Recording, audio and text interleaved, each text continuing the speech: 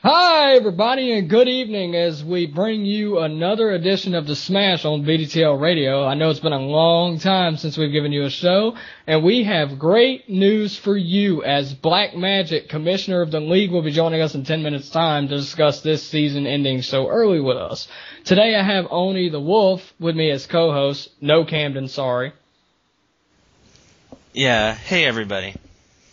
Sorry, we've had some issues trying to set this up with time issues, and we weren't sure what was going on with Camden, but unfortunately there was a flood in Thailand, and our condolences go out to Camden. He's okay. We've been in contact with him, and hopefully we can get him on the next show. Yes, we'll be looking forward to that. And, it's going to be pretty interesting. I mean, just hearing the topic about the season ending after week 7, it was just a shocker to me because what was your thoughts on it, Oni? I really didn't know what to think of it.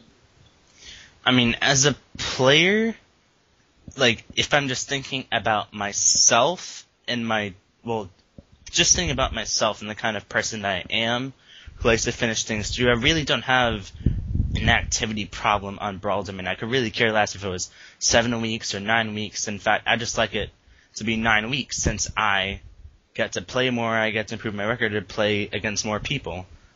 But if I were to step back and think of the league as a whole and seeing the inactivity that's going on and how things are kind of like in a mess right now because of like that, and how everybody's making the playoffs as an exchange for ending the season so early, it really isn't a bad thing.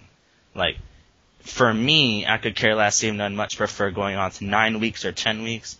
But for the league as a whole, especially since we need to step back and see what we can do about activity, 7 weeks is a positive thing. And I know I really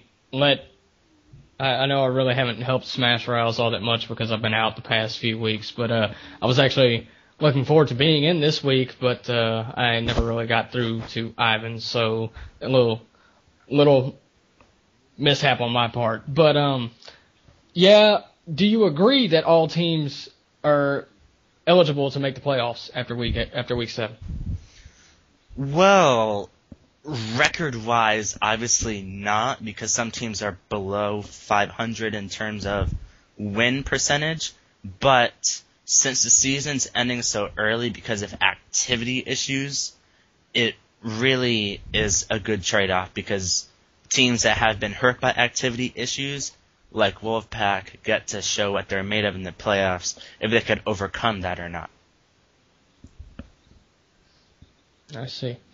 Yeah, I think so too. Like, I semi agree that all teams get to make the playoffs, but you know, it really could go either way if you really look at it. Because, like, I mean, who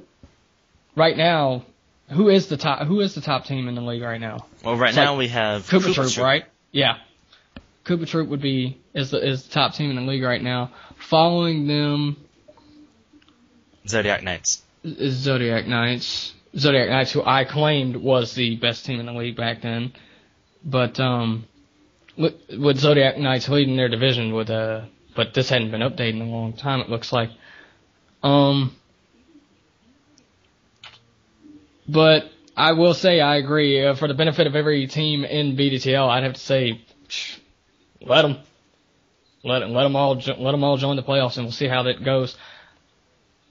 Okay, guys, we want to introduce the commissioner of the league, BlkMagic. Thank you for joining us on the Smash. Thanks for having me, Gray. Hi, Oni, too. Hi, Black. Nice to be on this show. Thank you. It's a pleasure to have you on. Mm-hmm. I have a few questions for you, Black.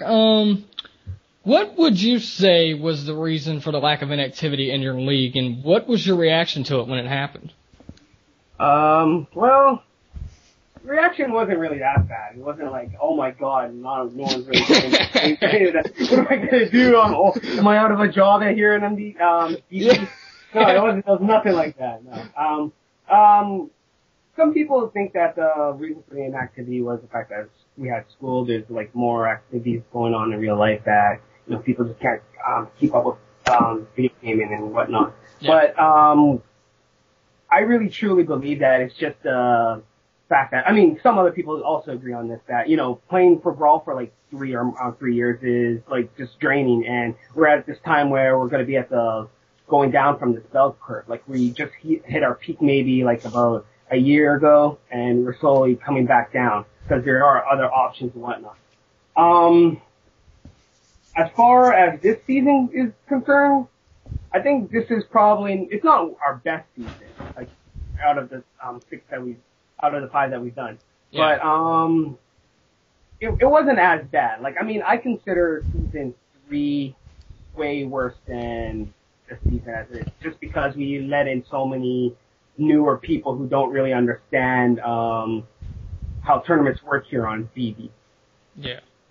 So you're basically saying that it's not all BDTL's fault for the lack of activity. Definitely not. The reason for that too is that how many people are completing tournaments? How many tournaments have been completed? Like just regular straight up tournaments for the, like past 6 months. Yeah. It's a hard time for tournament organizers on the domain right now. Yeah. Like the tournament I was involved in with BD's Fallen Hero, Grapes' tournament. I had no idea that was going on, and then he messaged me a couple weeks ago saying, "Get your matches done." I only had a bye, so I'm moved on to the second round. I don't even know who I'm facing because I just don't have time to keep up with it. But what influenced your decision to end the season at week 7? Well, I just noticed that straight up that like people didn't really wanted to commit anymore. Well, not really. Well, there's still people that want to commit, but I mean, you're just kind of brushing this off, right? And the problem with that is, with this league as compared to like tournaments, is that BDTL is so time sensitive that if we don't really finish or end like a week or a round in like a certain amount of time, then it could literally start rolling over in days and could possibly be weeks before we get something done. And all of a sudden you have, like a half a year season.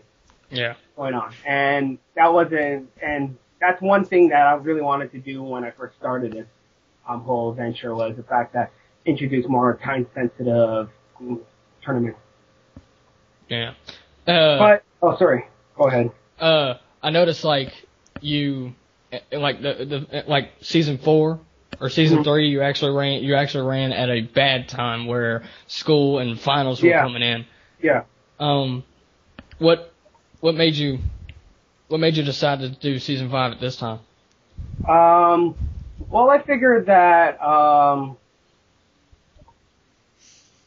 that's a good question.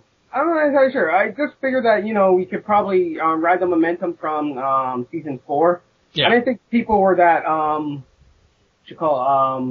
exhausted from brawling or not, at that time. So, well, what I originally also planned was to, have some holiday breaks in between too.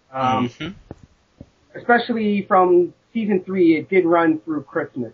And I did plan like at least a 14 to 16 day break week that just completely won't ruin this. Because originally I guess you could say that I kind of thought that Christmas as well as just other holidays, exams and whatnot was just one of the reasons why it was kind of tough on people. Yeah. I remember when we first started like the whole season, the whole league back in season 1, we did it in January, and that one wasn't as bad as I guess now. But the whole, going back to your old question, about why ending it at, week 7 is because the way the schedule's set up is that you would have played everyone by week 7, and then week 8 and 9 and 10 would have been divisional matches. So we just cut it off at week 7. It would have made everything fair. Good stuff. What about next season? Will there be a next season? Yeah, I'm preparing for it. All the guys that are also helping me out, including OniTheWolf, we have Bio, we have Spirit, Wesker's even helping out, Chicken. Everyone, is all, helping us preparing for, season 6. we have some different things that we want to introduce too. Like we want to, it's almost kind of like a revamp in a way. Like we're trying to focus so that people who are lower skilled or up and coming brawlers, as well as those established mid-level brawlers, would be able to have more skill-based fights. Like we won't. The way we're trying to set up is figuring out ways so that we don't have a high-level S tier player fighting like a C or D tier player. Right. So basically, but at the same time, keeping the strategy aspect behind the scenes, what goes into a lineup after it's live, because that's important. Like if we decided just to kick away like the mind games, then I don't think we'll have the same need anymore. Yeah. So basically, all matches will look balanced, and it'll balance out, like, you know, top tier and low tier players. Well, it should balance though. Yeah, you're right about that. But we still gotta keep, like I said before, we still gotta keep that strategy up in mind too. Like, I mean, you can't, if we have like, A and A and B and B and C and C and D and D always fighting each other, then even though that I see that, players would, can still improve or whatnot, but it's just sometimes, like, I don't know, for me, for sports, I play a lot of soccer, and how I got better at the game was by playing people who are better than me, and you often learn from people who are better than you. So, I mean, yes, we want to keep a majority of the the majority of the matchups skill-based, but at the same time, we can't really guarantee that because of the mind games that goes into our lineup. And Oni, I see that you've been given your first position as staff on BD. You're now BDTL staff. Can you tell us how you feel about that?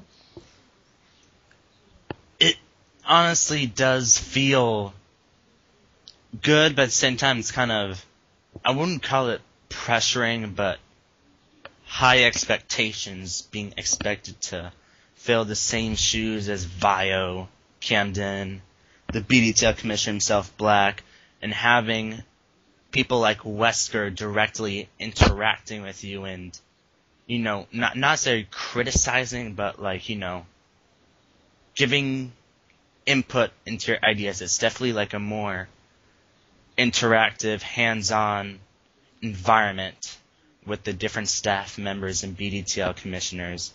It's tough because you have a lot of decisions to make as a whole, and you have to consider people as a whole, including the staff and people on BD.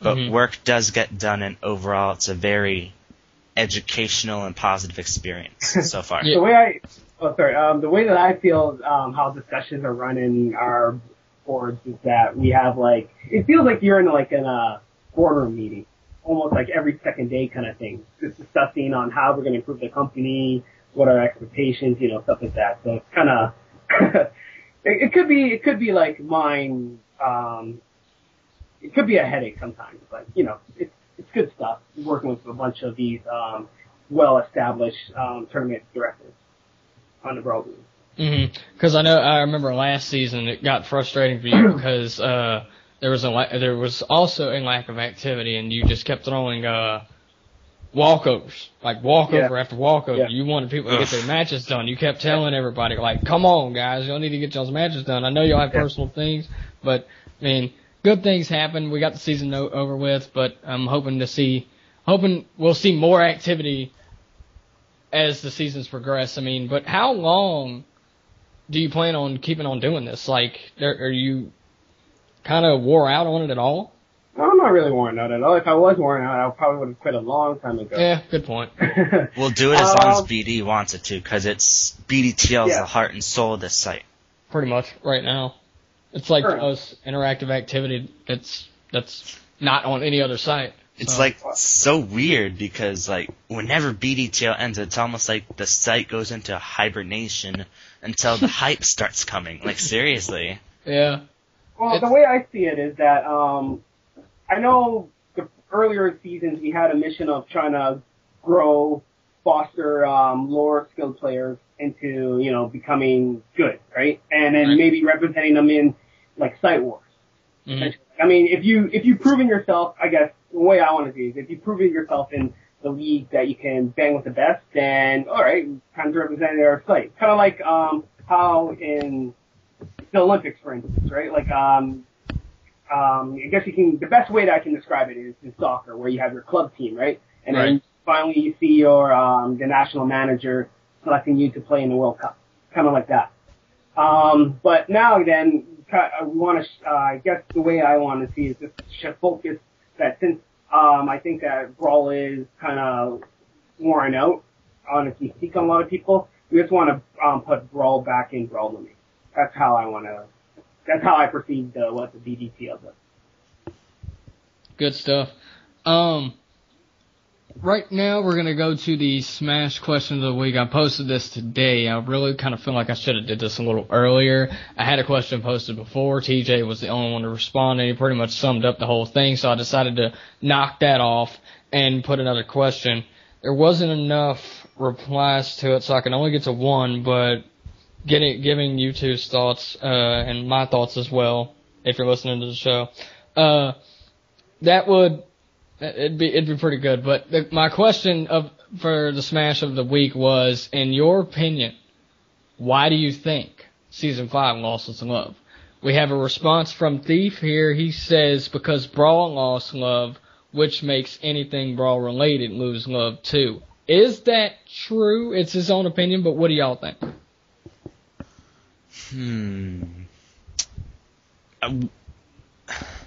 To the people who Brawl still has an interest in, they still do BDTL, but definitely since things have been coming out like over the past few months, like I'd say, lots of good games have been coming out for the PS3, for the Xbox 360, and as you get into more things, school becomes tougher, work becomes tougher, you start to say, maybe Brawl isn't that much of a priority, and you start distancing it more and more away from yourself until when you realize that you really don't care that much for it anymore. Mm-hmm. So then you kind of get like lackadaisical with getting your matches done. You're rusty. When you're rusty, you lose confidence. You don't really want to play anymore. So I'd say Thief's point is valid because the whole point of losing interest in Brawl really affects everything else around it, including player skill, league activity, and any other sorts of Brawl-related activities. Yeah. I agree, because like that's how it was with me whenever I first entered school. I told everybody that I wasn't going to be brawling as much, and as soon as I said that, my brain pretty much disconnected from Brawl. That way, anytime I went into a brawl, I would I don't know, I brawled Ivan yesterday, I brawled PMC today, but like, you know, I was feeling a little about it. I brawled Creamy a couple of weeks ago. I was a little about it. I didn't really know. I looked like I didn't know what I was doing, pretty much. Because my brain was not focused on Brawl. It's more focused on important stuff like school and stuff. I'm looking to get my homework done. Like, not so much my homework, but you get what I'm saying. I was more focused on school. I've had my mind on school since I got in. Brawl has just been on the back burner for me. I'm playing games like Uncharted. I'm getting Skyward Sword tomorrow, so Brawl's just gonna keep going back and back and back but hey, anybody out there, you want to brawl me, go ahead and ask. I'll be happy to engage in some rumbles with you. Black, what are your thoughts? Yeah, I totally agree. I feel like, like I said before, Brawl has just lost its mystique on a lot of people. Like, yeah. I mean, and I keep saying that, like, back in Season 1, where we started in January, that was during school. That was like, I guess that was during, like, the midpoint of school, too. Like, I mean, everyone was already in their groove and things, but that was during school, and people literally, like, I remember the first week finishing, like, in 3 days, because everyone just got their matches done. And I was like, holy shit, what do we do, for the next 4 days, kind of thing. So, Hype. Yeah, exactly. Just, you know, a lot of people just figured they lost his mystique. as well as, I mean, there are different ways of, fixing that too. Like, I mean, even if you just play Brawl, like maybe once a day, and even if it's even before the league or something, all you have to do really is just you just have to make sure you talk to your opponent and set up a time. The reason why I keep stressing that a lot is because it's just way easier to do something like that than just to like wait in a chat room or wait on the forums for like 2 or 3 hours where you could be doing something better. Like, I mean, for brawling, it should only take like 30 minutes to do it, right? And then you go back and do whatever you want. I'm not saying that I don't want to force people to play the league, but like, I mean, it's not fair towards the people who do want to play in the league, sign up, and their opponent is obviously a no-show all the time because you have other commitments. I mean, you gotta, if you don't sign up if you don't think you will be able to play a lot. Right. But on our side, for the BDTL admins, we'll try our best to like shorten the season up so that this doesn't take as much as the time. Even if it's a long season, you can still breaks. You can take breaks. You can ask the captain, "Don't put me in here. Don't put me in for 3 weeks." That's okay. You don't have to play all of the time. Mm-hmm. It's just simple. Like back in the old days, like we had like a lot of influx of lower skill players not getting a chance to play because even though you have a inactive mid-level player, he's always being placed in the lineup instead of that active low-level player. I mean, the whole point is as a team, right? You only get one. It's only worth 1 point. Your teammates can still help you out and to get the win. But at the same time, too, you're not giving this guy a chance to prove. Like as a captain,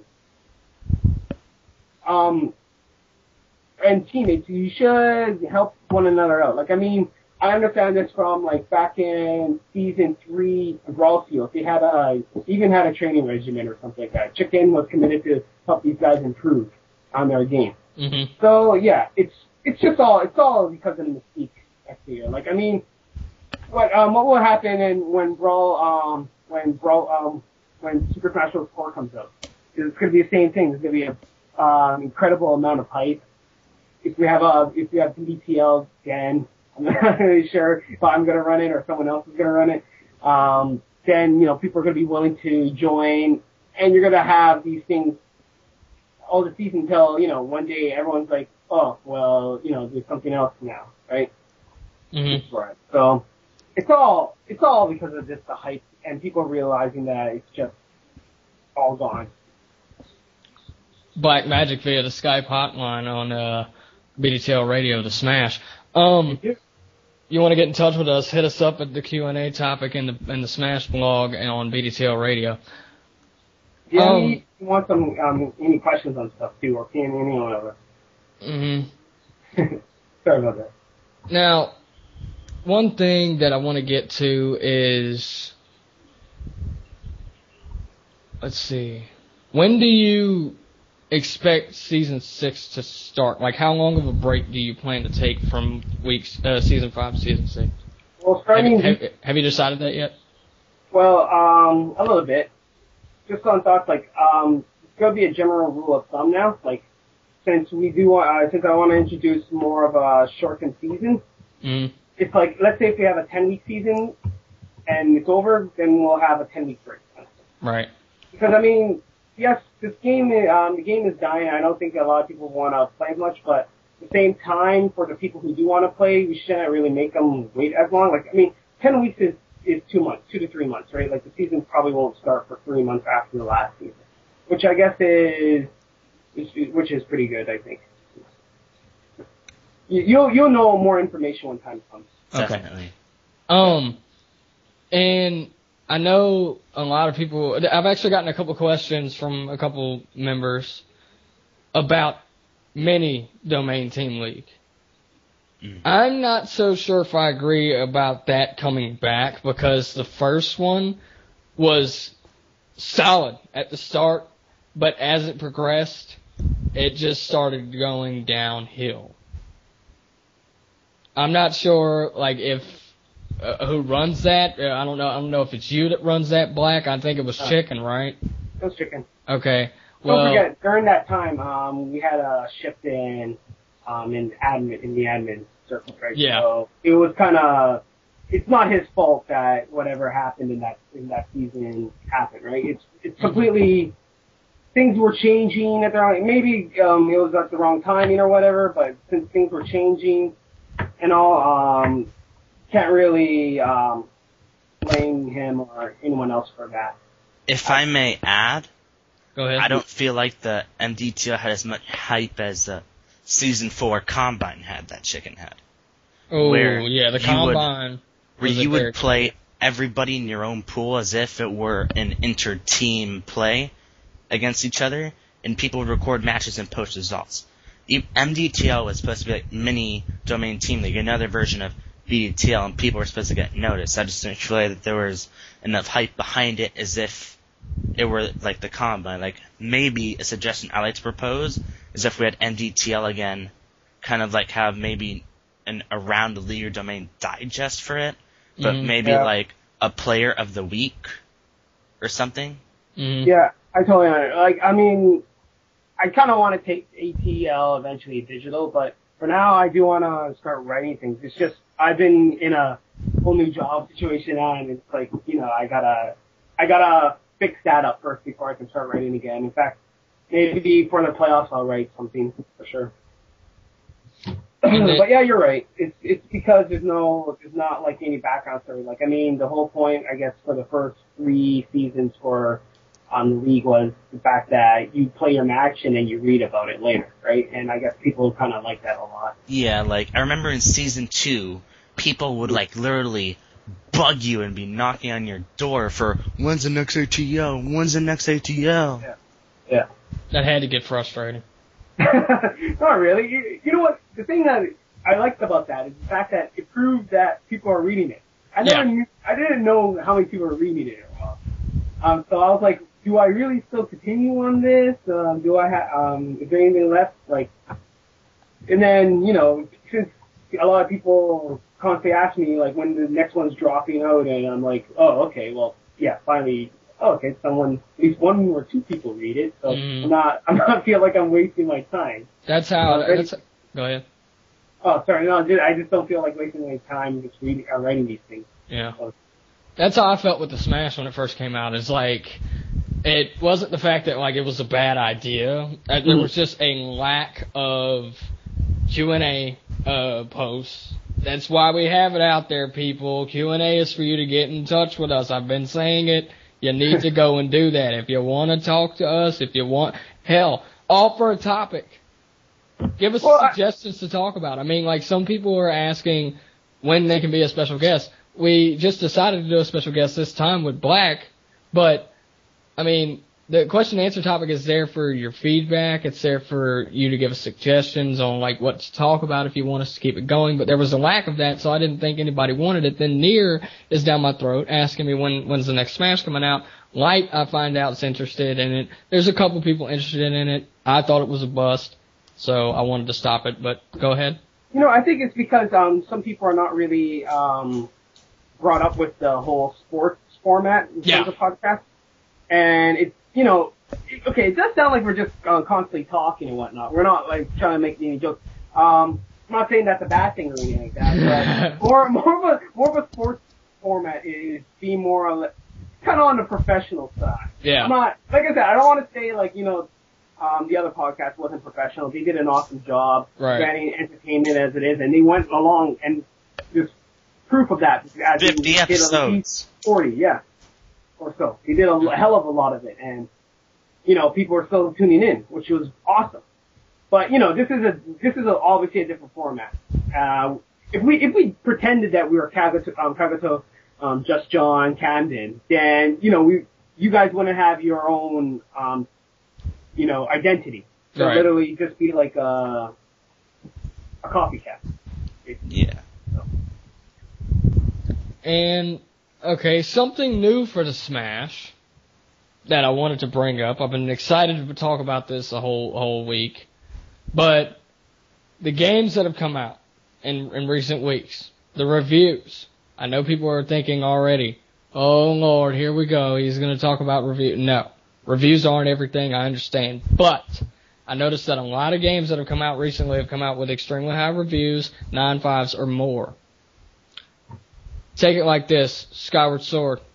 Game got a 10. There's a couple people saying that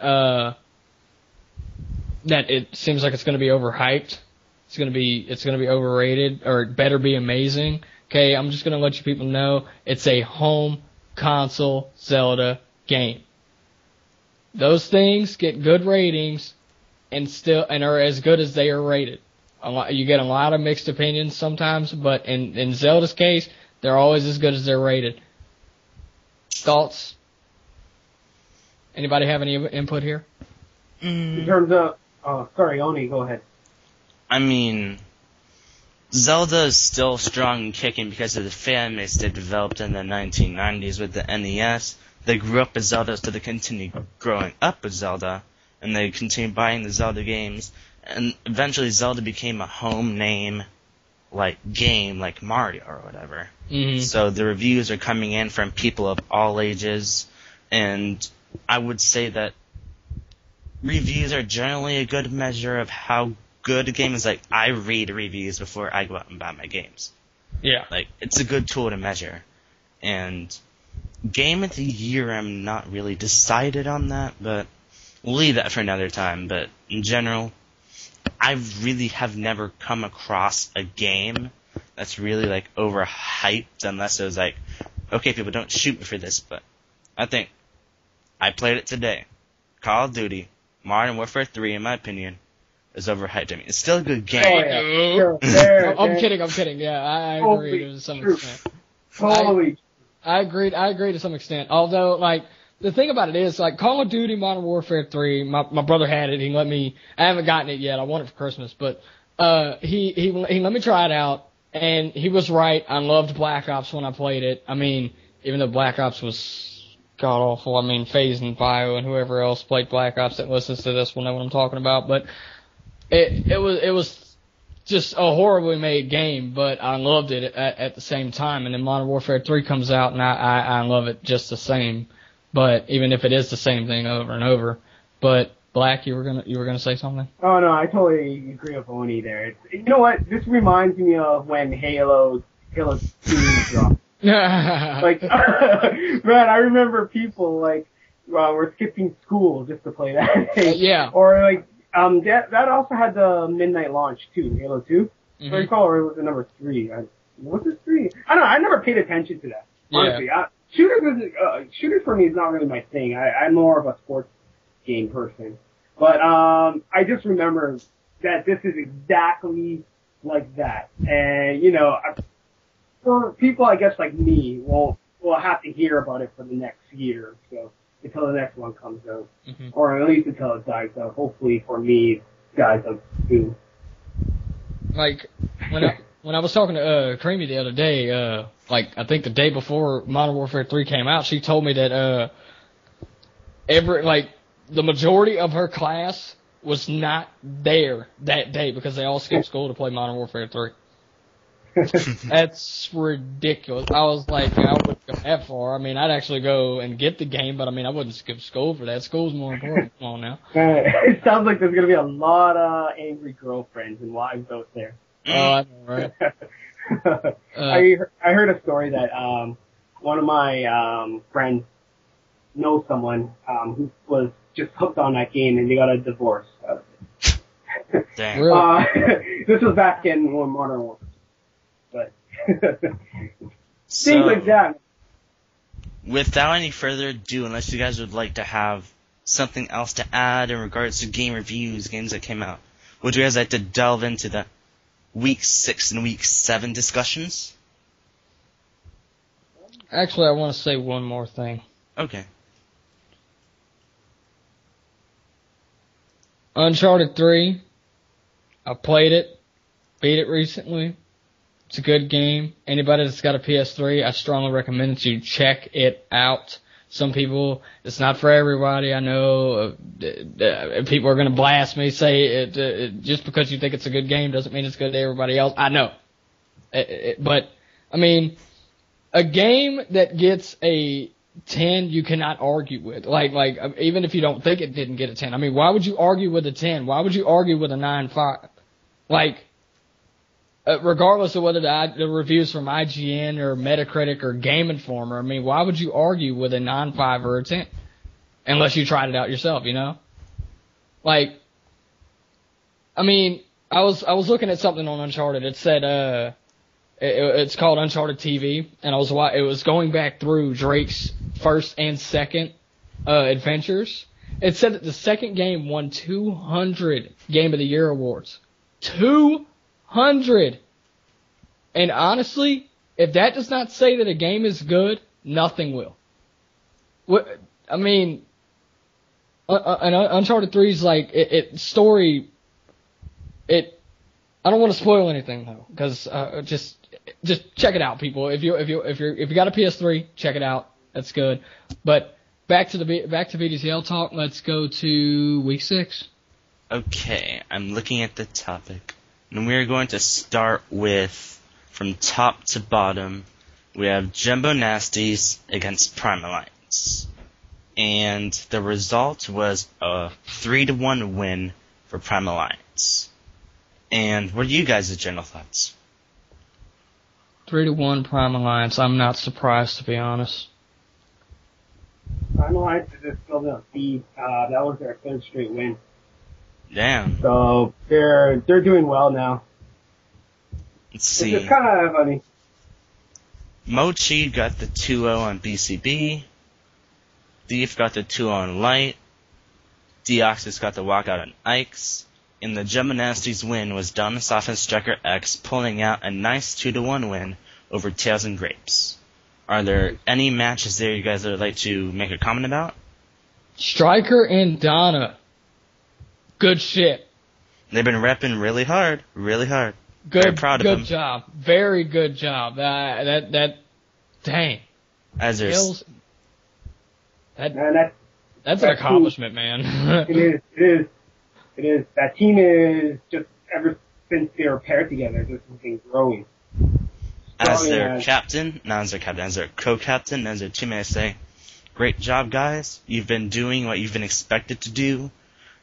I know you guys are singles players, and you really don't like being in doubles like that much, but you can see when two people come together and put their, not liking of doubles aside and try to come together and mesh together, that they can accomplish great things. So, as your co-captain and as your teammate, I'm really proud of what you have accomplished up to this point. You've been putting the pressure of winning games for the team and taking it well, and good job. Wolfpack and Still Valor, that one finished 2-1, with Crazy getting a 2-1 win over Baka Rakiga, Sinister losing by walkover to Smoon, FaZe beating Jinmo 2-0, and I think what was it, a double walkover or like a draw for the double set? That's the only way that you can have a 2-1 score in the league. Okay. I feel like that happens. If I may make a comment, go ahead. Rakiga has been doing well. Over the past few weeks, Rakiga's been doing well. Who was it that Rakiga played? It was either week 1 or week 2. Did Rakiga ever play Razor? Oh, not Razor. Shoryuken. Razor Shoryuken. I don't think so. I remember Rakiga playing a top-level player. Oh, no, it was Denver, I believe it was. Didn't Rakiga, let me see. Because I believe Rakiga took Denver, I think, to 3 games? Let me see. Oh, no, it was Deoxys that I'm talking about. 1-2 loss to Deoxys. Nothing to be ashamed about because Deoxys is a great player. She shows good skill again. By getting a game off BSM. Rakiga has been doing what Camden has known that he's potential of, and great. Even though it's a loss, it's one that really Rakiga shouldn't take to heart because BSM, Crazy, what you want to call him, is a tough opponent. Snake, MK, Falco, Rakiga, I don't believe uses top tiers. That last time I checked, he doesn't. Mm-hmm. So good job. And That would be interesting. You know what? I was thinking, like, I'm kind of curious. Like, let's say none of MK was banned this whole season. How much of it, or the next season, how much of it do you think it'll change the impact of this league? Like the last I think it would impact the league by a great amount because, and the reason being is because, I mean, I notice a lot of people like to use MK just to get wins, but I mean, right.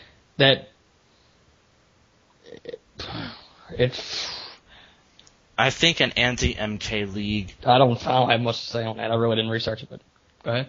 I think an anti-MK league, no matter how much you spin it, like if everybody's using MK or if only one person's using MK, if it's evenly spread out or whatever, I think no matter what it comes to, at the end of the day, a lot of people don't like him. That poll that Chicken had, I believe it was 19 to 16 votes for banning MK. The majority wants MK gone. And as far as I know, people like myself in Camden really don't care if he's gone, but if he is gone, it really won't impact us. If he's not gone, it really won't impact us. So the majority who wants him gone will be happy. And I think that actually seeing that this is an anti-MK environment might make it more player-friendly and probably enticing to other people. So this makes me just kind of interested in this because what will probably happen is that definitely all the MK users will have to relearn a new character after using this using Meta Knight for like such a long time. I mean, not saying that they may not even they don't have subs or anything like that, but like it's probably will refreshing some players. Like I wonder how people will handle it. It's just be pretty interesting. Mm-hmm. What about Snake though? Yeah. You think Snake will probably be the most popular character to use him? Probably. He's been one of the most popular characters as far as PR goes because his moves on Wi-Fi can be so abused. Like forward tilt and up tilt are ridiculous online. I mean, if you're not ready for that, then lag spike kick in. He gets ready for that up tilt. You're on your last stock. That's ball game, buddy. Yeah. Interesting. I think it was on Chicken's PR statistics. I think MK outnumbered Snake in usage by like 30 or something, but still Snake was very close to the win percentage of the MK was, and I believe Snake still had a higher first win percentage because of people like Denver and Spirit and anybody else who went Snake. Because I believe even though there might be more MK users here on BD, I think that the less that are Snake users place higher. But back to Wolfpack versus Steel Valor. Smoon was a walkover over Sinister, but then here we have FaZe 2-0 against Gemma. I have to say, Genma is without a doubt probably the best rookie that we have. Mm-hmm. I'm saying that, like, not trying to hop all over him, but I'm saying that straight up. He's very, very good. He looks very dominant so far in the season. Granted, he lost 2-0 to FaZe. FaZe is a heck of a Toon Link. You got to give him his props. But Genma's up there. If he sticks around, man, you can see him develop into one of the best Yoshis on the site. No doubt. All-star rookie season. Mm-hmm. Oh yeah, I agree.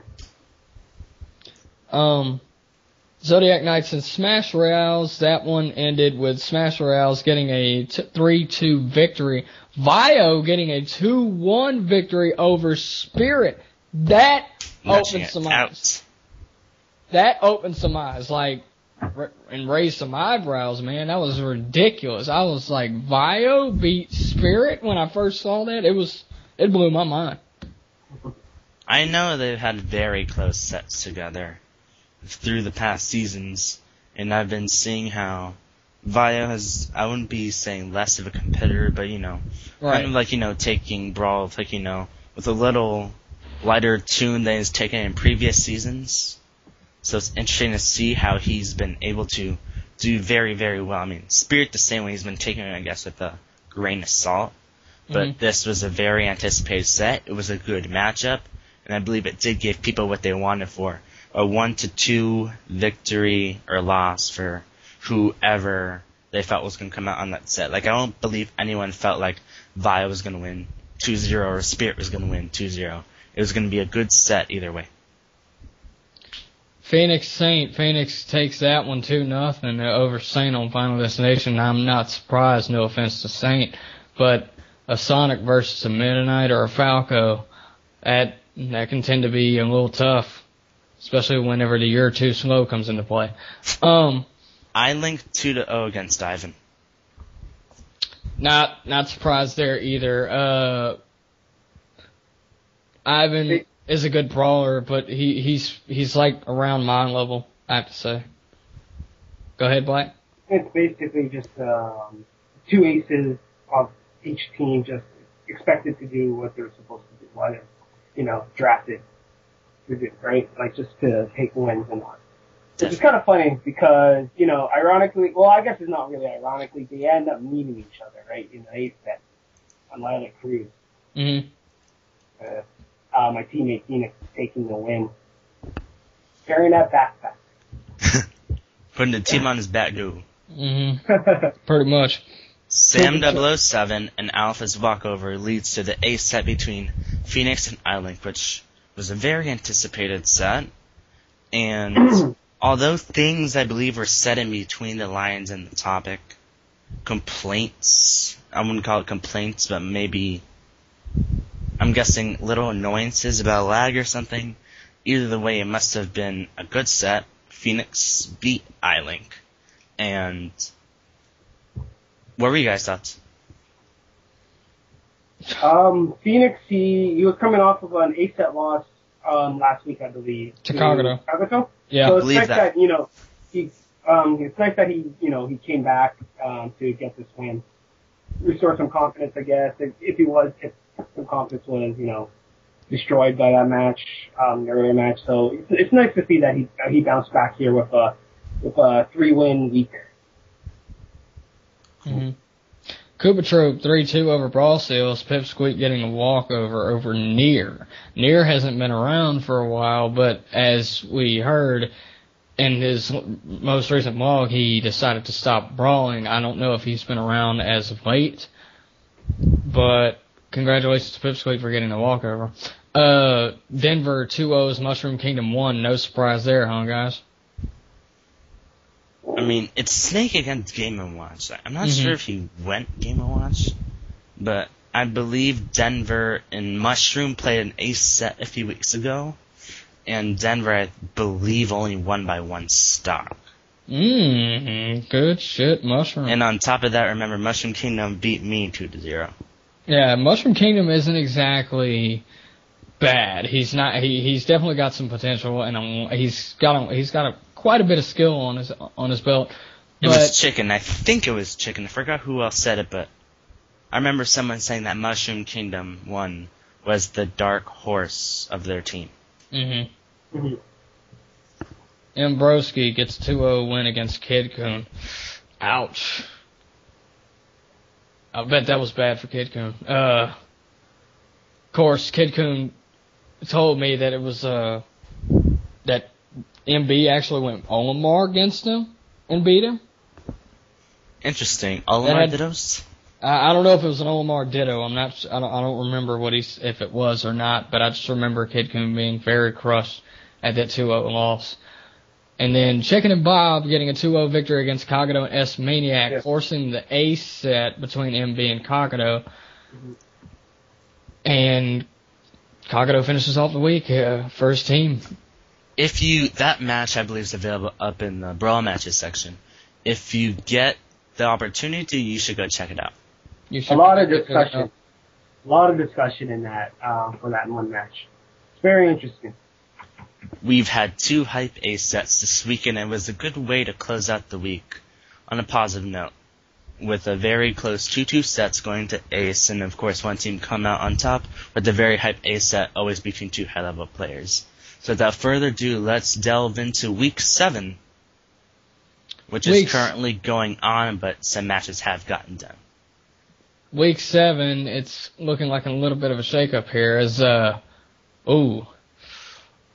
two champions, Prime Alliance defending champion going up against former champion Wolfpack, taking a dominating 3-1 win.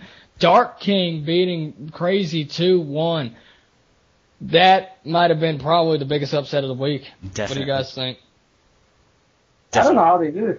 You know what? Funny thing is, every time that Wolfpack and Prime Alliance go at each other, something crazy happens. They be beefing. Yeah, well, it's definitely the original, Lakers Celtics. Pretty yeah, much. it's like the Lakers it's the original Celtics, rivalry in this league, yeah. Yeah. So, no doubt, man. This is very interesting. This is very good. Deoxys 2-0 Sinister helping 2-0 Moochie, and she got a lot of congratulations for that. I was actually surprised too, and then Cog was also surprised because he didn't understand how Olimar beat a Bowser, but don't underestimate helping people. She's much better than she definitely leads on to be. Even though she says, no, I'm not as good as you think. No matter what she says, you have to put that aside when you play her, because you will definitely be in for a surprise when you play her. I feel like she gives herself enough credit. Mm-hmm. Prime Alliance is definitely on a roll going into the playoffs. They be rolling. Grapes and Thief getting a 2-0 doubles win against Junma and Kazik, and finishing off the week 3-1. Next is Smash Royales and Steel Valor. Matches have not yet been completed yet, but two have been. Whereas Spirit goes 2-0 against Debt Fan. Ouch. Sounded pretty bad for former captain of Debt So. Snake versus Game & Watch. Mm-hmm. Looking into these matchups now, it just seems like they're trying to bait those two players, Spirit and Phoenix, probably winning an ace. Although we have now two ace players, it would be kind of interesting what their thoughts on Looks like, I believe it was a few minutes ago, the results of that match came in between Phoenix VX and Creamy, 4-2-3. Phoenix taking the 2-0 victory over Creamy by 2 stocks each match. Oh. Ow. Well, I mean, it is a Sonic versus Felt a so Wayne. bad for her, man. Yeah, I did too. Whenever I saw the lineup, I was like, oh my god, I was like, dude, no. I cried inside for you, Creamy. I cried inside. Yes, I did too. I felt my heart drop, I'll be honest with you. I mean, you're a great Link player though, but going up against a high level Sonic like that, ouch. Gotta hurt your confidence, but the next match we have to be completed is BDTL Commissioner BlkMagic against Funman 300, who was recently subbed in by Camden in replacement but for Smoom, because unfortunately Smoom has a broken brawl disc. Mm-hmm. Yeah. Did you get that match done yet? No, we're actually scheduled to play tomorrow. Oh, tomorrow, okay. We just don't have a time yet. He messaged me. I messaged him back to wondering, what time we could play. I'm hoping later in the evening, though, will probably be best for me. Good luck to that. Thank you. Going with what I know, I predict Black may win 2-0. 2-0. I think so, too. I haven't played for a long time. Yeah. I think I'm going to lose. What do you guys all think? Well, see. That's what you mean by 2-0, right? I'm losing.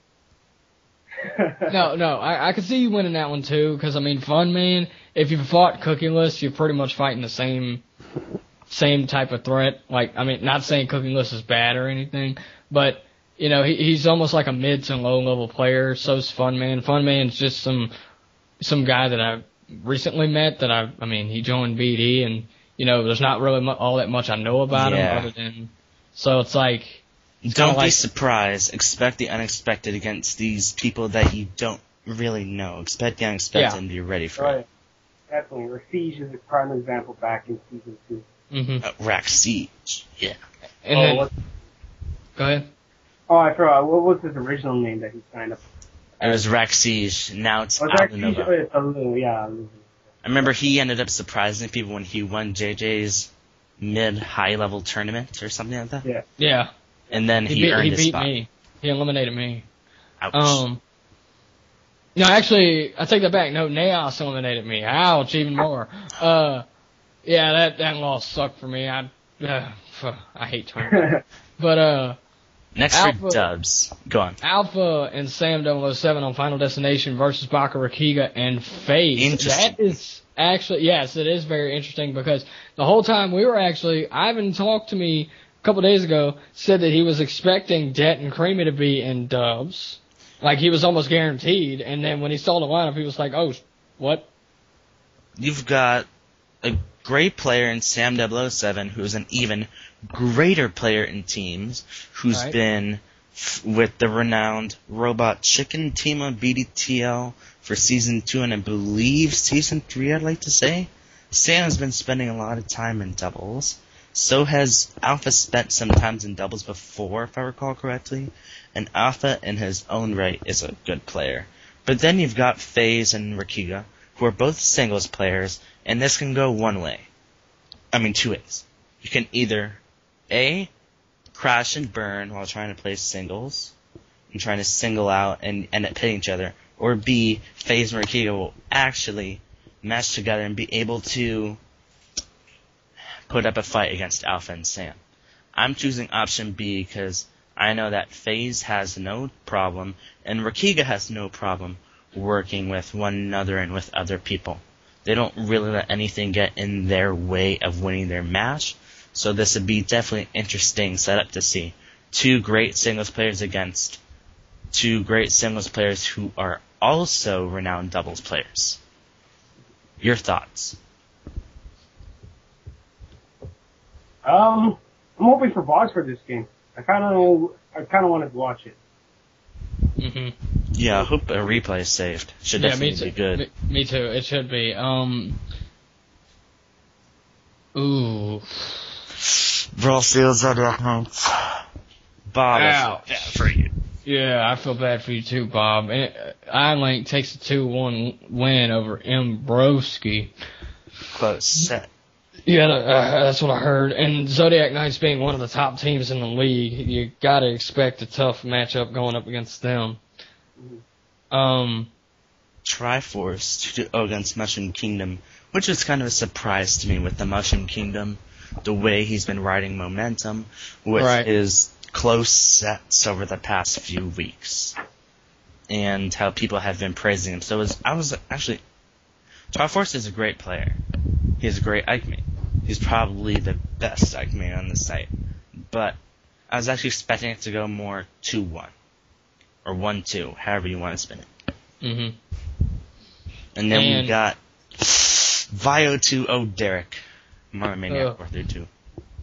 Ouch. Well, see, the thing is, Mario Maniac, he doesn't really... He's kind of like a casual brawler, or an occasional brawler like I am now, because he doesn't really play it all that much. And, Vio isn't really all that as competitive as he used to be, but he still knows it. He still knows his game. He still steps his game up whenever he knows he needs to win. Congratulations, Vio, for a 2-0 victory. Sorry, Maniac. And then that must have been a tough double set, and it was, from what I hear, Bob and Chicken taking the win over Saint and Wesker. Taking the loss. Good. 1-2. Good fail. A 2-1 win for Saint and HCF that pretty much sealed the deal. 4-0 Zodiac Knights. Matter of fact, before we'll get to this in a second. Let's finish up with Jumbo Nasties and Koopa Troop. There's quite a few sets that need to get done. Actually, two more sets that need to get done. It's tied 1-1 as Mr. Con 2-0's Pipsqueak. Only Tuck lost against Kagado there. It's 2-1. Funny thing is, this is out of all the matchups this week. This is the one that both teams agreed to only send out a singles player for the 2v2 match. I gave everyone an option that if both teams agree, that they can switch out on the double set for the singles. Yeah, I was wondering about that. Help. Yeah, so that's the reason why that happened. I think I wrote a message down there, like a couple posts down, but. Which brings me to my next question. Since week 7 is the final week, how is the seeding going to go? The seeding going to go? Yeah. NBA. It's gonna go like NBA. Yeah. So who do you think deserves number 1 seed in the red division? Actually, now if you look later into the thread, like about page 12 or something like that, maybe page 11, I did post up the new standings. Since this is now like only an actual round robin, I decided to get rid of the whole divisional system and just put them all into one pool. Oh, okay. So it's exactly how you think it will be set up as. It's wins first, then losses, and then blah blah blah blah blah blah. I think it's page 12. You can go check it out right there right now. So Right now, I believe since Zodiac Knights won over Brawl Seals, I think that they're tied with Koopa Troop. So. They should be in terms of wins, but Koopa Troop is still ranked first because they have least losses. But that's, of course, they have a game in hand, right? Yeah. So the seeding will depend. Koopa Troop or Zodiac Knights will be number 1, depending if Koopa Troop wins or loses this week. We know for a fact that Brawl Seals automatically clinched they cannot improve. So they'll go up against either Koopa Troop or Zodiac Knights in the first round of the playoffs. Which I also have to mention, in the higher seed is allowed to choose the 8th set. That's the advantage of the game. It's definitely it's like having the home court advantage in the NBA playoffs. Look out as Still Valor's seeded 3rd for the BDTL playoffs. Look for them to make some noise, folks. Like they showed an impressive. They had an impressive regular season. I considered him probably one of the top contenders for the red division, being of course beat out by Koopa Troop and Zodiac Knights being the top 2. Smash Royales, they could do good. I mean, they've been having a good regular season as well. It could go any way. And good luck to all 8 teams. That's all I gotta say. Yep. Interesting. We should be back here. We should be back here next week with playoff matchups. And the finale. Yeah, and in the finale, we're going to have more guests, and we're each going to say how, in our opinions, who we think will end up where in terms of the playoffs. Like, how far can this team, then this, that, go to the playoffs. And without that, finishing that off, we are done with the Week 6 and Week 7 recaps, and now we can get into the meat and bones of what we really wanted to speak about today. Possible changes for Season 6 of BDTL. So, Gray. Yeah? How would you like to start this? Possible changes to Season 6. I'm hearing there's supposed to be a point system that's supposed to be going on, and possibly an MK ban. Not necessarily sure if that's confirmed yet, but we'll give you more news on that as we continue following that. So, Commissioner Black, what is the basic layout of this new point system? Well, like I said earlier in the podcast, we were talking about how we want to kind of even out the matchups overall to give lower level players playing within their skill range.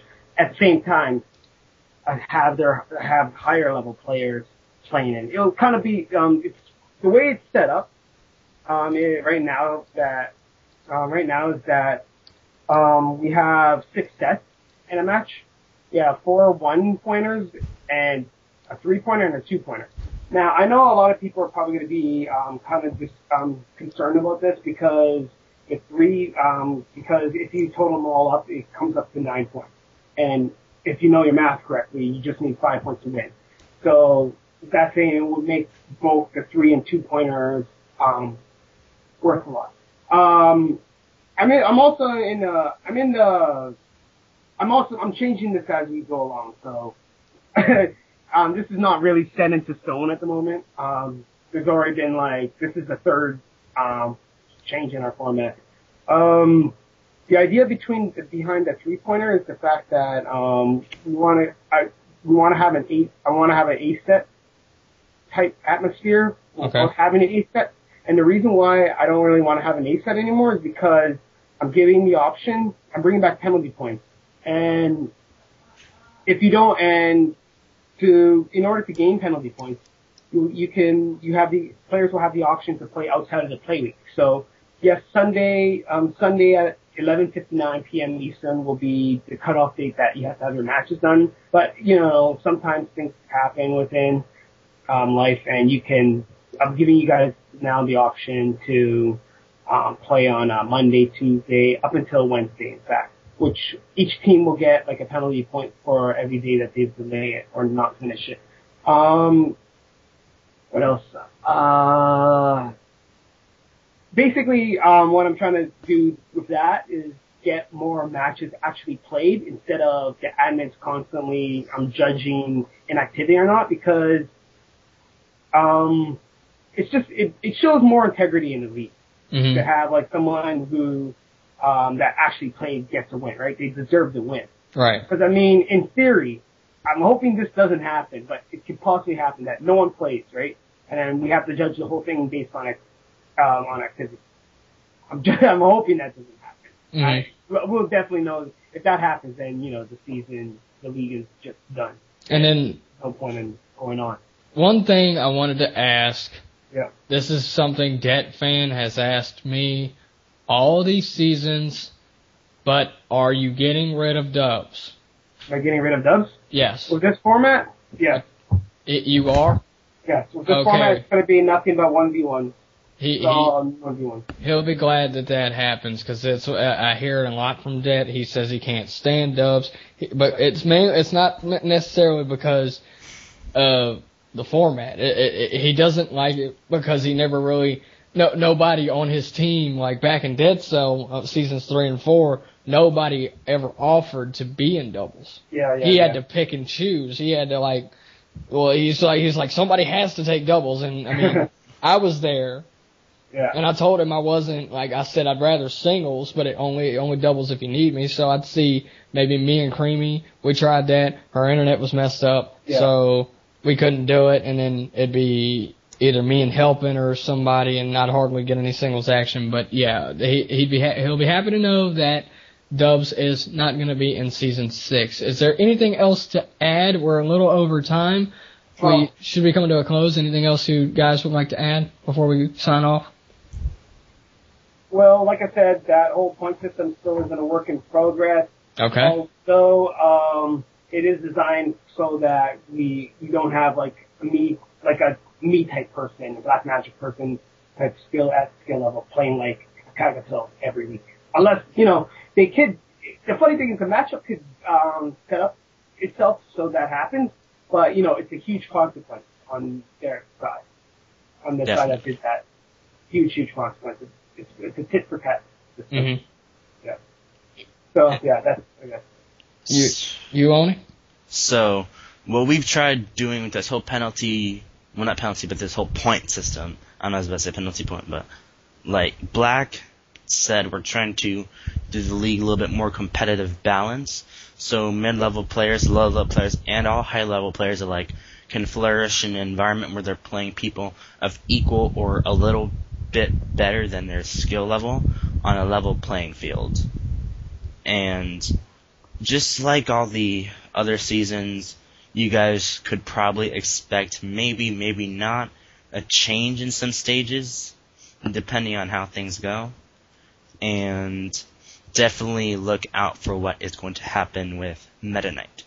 We're not completely sure about that, but that could definitely open some eyes if he's banned or he's not banned, and it would definitely influence some of the stage discussion. Yep. That is currently going on. Huge discussion on what stages we should keep, which ones should we add, stuff like that. As well as the Meta Knight ban discussion. That's always going to be over our heads until the next season starts. Sounds good. Good stuff, Black Magic. It's great talking to you. We appreciate you joining us on this show this week. OniTheWolf, I can't thank you enough for joining me as co-host. One last thing I want to say. This is going back to the games topic. 25th anniversary of Zelda kicks off tomorrow with the release of Skyward Sword. I know technically today. Technically today, but for me, technically today. It's pretty much, yeah. It's pretty much today. Okay, I screwed up there. All right, great fail there. But it kicks off today. I know a lot of people are excited. Check out the games. I know people are loving Skyrim. Hearing that's a great game. Skyrim, Modern Warfare 3, what other game? Mario Land. Yeah, Mario Man. This is basically a gamer's November, December, so start getting your Christmas, Hanukkah, or whatever lists ready with things that you can't buy right now. Like, I definitely know I can't buy Skyward Sword now. Like, I tried going out looking for a job today at the community center close to me, but for some reason, they told me, even though this is the community where you live in this community center, we don't hire people from the community.